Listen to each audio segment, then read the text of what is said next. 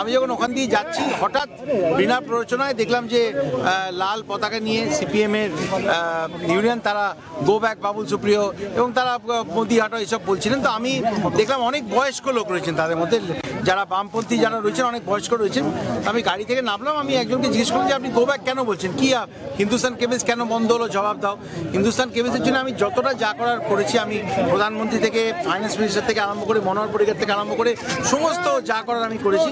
আমি ওদেরকে 2007-এর pay scale কীভাবে পাইয়েছি, কীভাবে লড়াই করেছি সব জানি।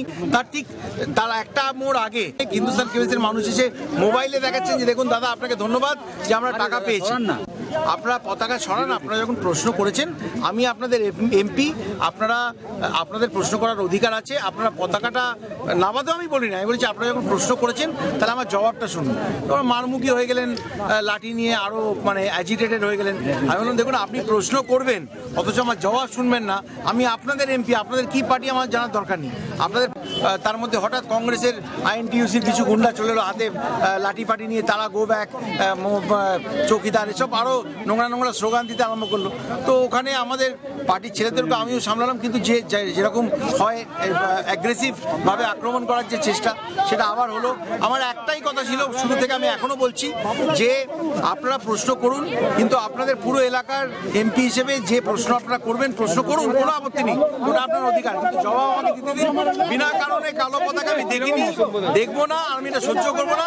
এবং আলটিমেটলি হাত জড়িয়ে ধরে আমি বললাম যে আপনারা শান্ত হন, হার্ট অ্যাটাক হয়ে যাবে, এরকম করবেন না। আপনারা দাঁড়ান, আপনারা আমার সঙ্গে দেখা করুন, আপনাদের যা দাবি দেওয়া আছে শুনবো, কিন্তু শুধু রাজনীতি করবেন, এই হচ্ছে ব্যাপার। বাকি কংগ্রেসের লাঠি ছোটা নিয়েছে, তারা যদি আমাদের ছেলেদের আক্রমণ করে এবং যা হয় প্রত্যেকবারের মতো পুলিশ আমাকে আমার গাড়িতে ঢোকানোর চেষ্টা করে, যাই হোক আলটিমেটলি সব ওদেরকে আমি বুঝিয়ে, এবং ওনারা কথা দিয়েছেন যে আমার সঙ্গে দেখা করে যদি হিন্দুস্তান কেবলসের কিছু মানুষের পেমেন্ট বাকি আছে, সেটা সুপ্রিম কোর্টে মামলাটা চলছে, সুপ্রিম কোর্টে একবার মামলা সাবজুডিস হয়ে গেলে আমরা মন্ত্রক থেকে কিছু করতে পারি না, কারণ সেই মামলাটা হচ্ছে আমার মন্ত্রকের বিরুদ্ধে।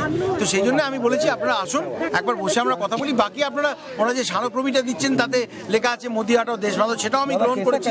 তাছাড়া ওনারা যা বলছেন আমি সব শুনেছি, কিন্তু আপনারা যদি প্রশ্ন করেন তাহলে দয়া করে আপনারা সবাই বয়স্ক ভদ্র মানুষ, আমার থেকে জবাবটা অন্তত আমার থেকে শুনুন, সেটা আপনাদেরকে দেওয়াটা আমার দায়িত্বের মধ্যে পড়ে।